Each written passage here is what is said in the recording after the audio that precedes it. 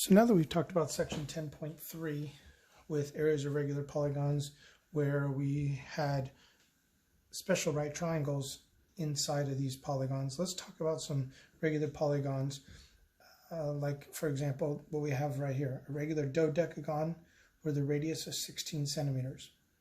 So with figures other than triangles, hexagons, and squares, those three regular polygons, all other regular polygons, we're going to have to use trigonometry to find the area.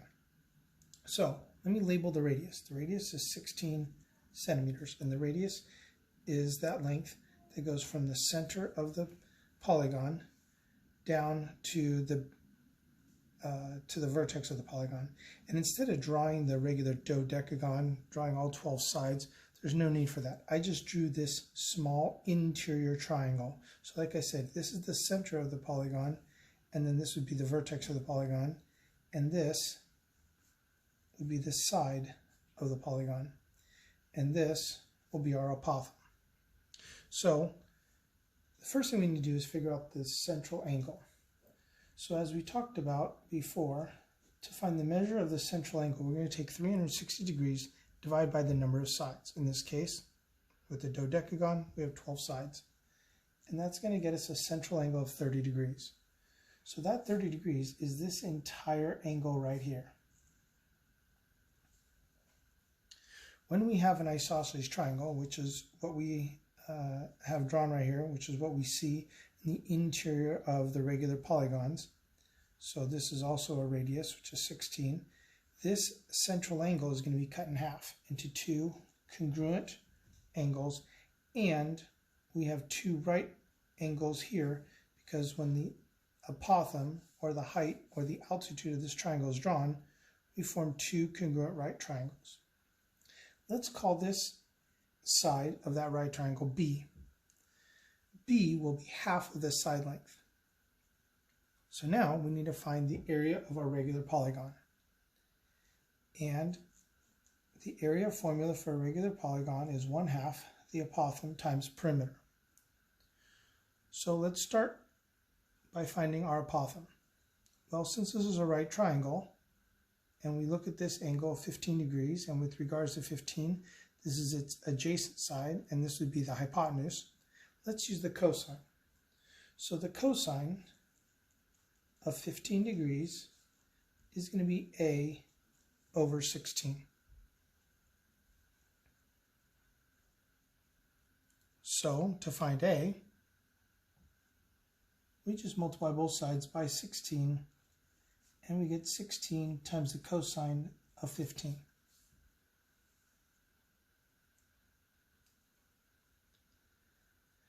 Now, let's find B. Well, with regards to 15 degrees, B is the opposite side, and 16 is the hypotenuse. So we'll use the sine of our angle. The sine of 15 is B over 16. Multiplying both sides by 16, B equals 16 times the sine of 15. Why do we find B? Because B is half of our side length. To find our side length, we're just going to double this and get 32 times the sine of 15. But this formula doesn't call for the side length specifically, it calls for the perimeter. So to find the perimeter, we're going to take the side length and multiply by 12.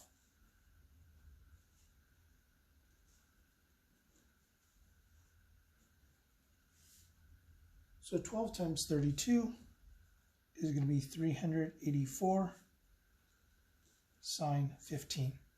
Now I leave my answers this way because this is the exact right answer.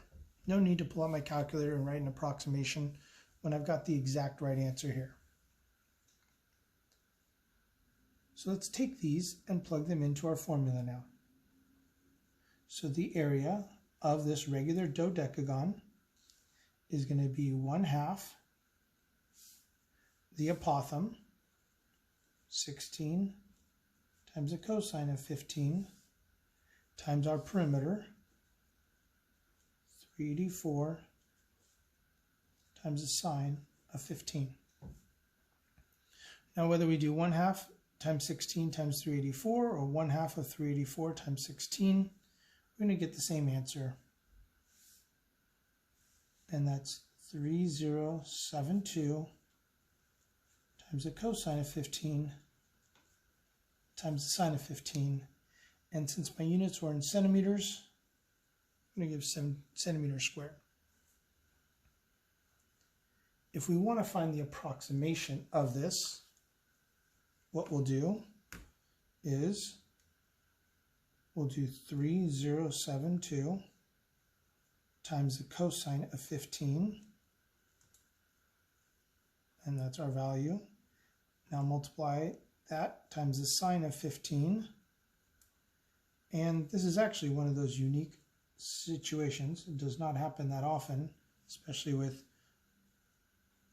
figures other than triangles, squares, and hexagons, where we have an exact right answer of 768 centimeters squared.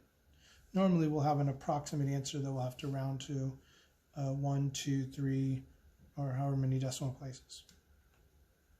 Now this also actually is a good example, emphasizes the point where if we had at any point found an approximate value with the apothem, with our b value, and with our side length, with our perimeter, at any point we'd use your calculator and found an approximate answer here, this answer right here for our area would not be exactly 768. So because I used my calculator and I multiplied at the very end all of these values, that's why I got the exact answer.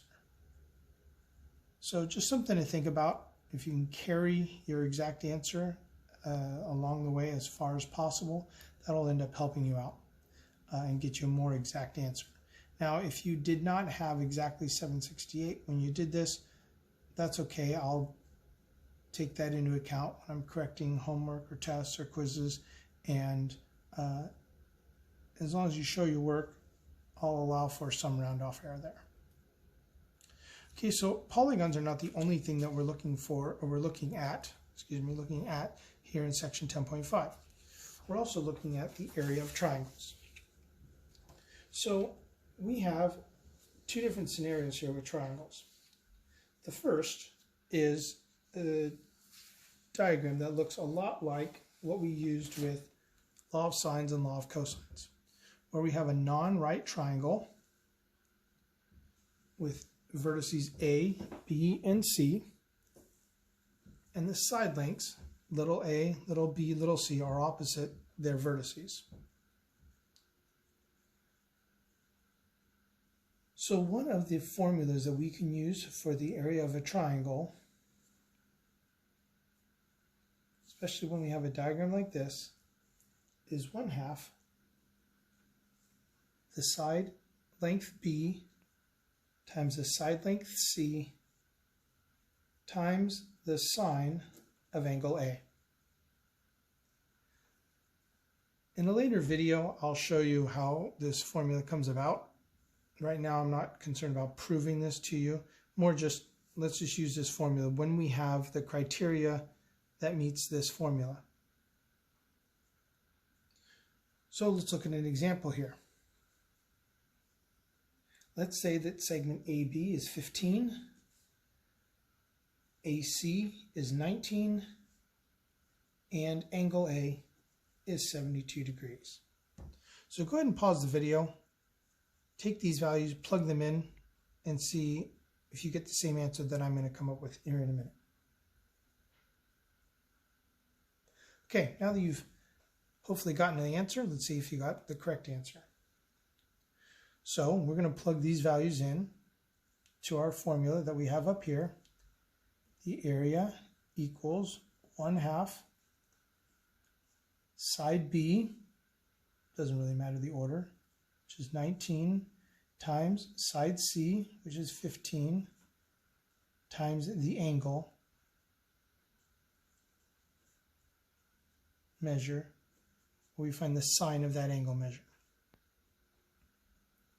Now, really all we're looking for is two sides and an included angle, so it does not have to exactly be this CB and angle A. It can be angle C with side A and side B. It could be angle B with side C and side A. We just need two sides and their included angle to make this work. So when I multiply all this out, just skipping some steps, saving some time here, you should have gotten 135.52555. And if we'd been given units, we would make sure our units are at the end, units squared. There's one more area formula that I want to show you, which will come in handy, and that's if we have an equilateral triangle. And so if we have an equilateral triangle, all three sides are the same.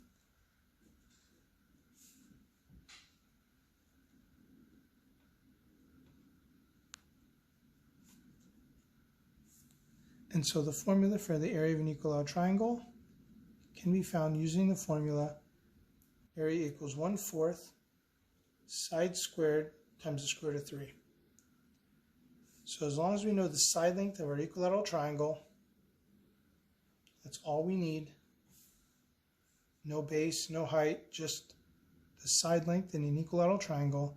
And this is the formula 1/4 side squared times the square root of 3.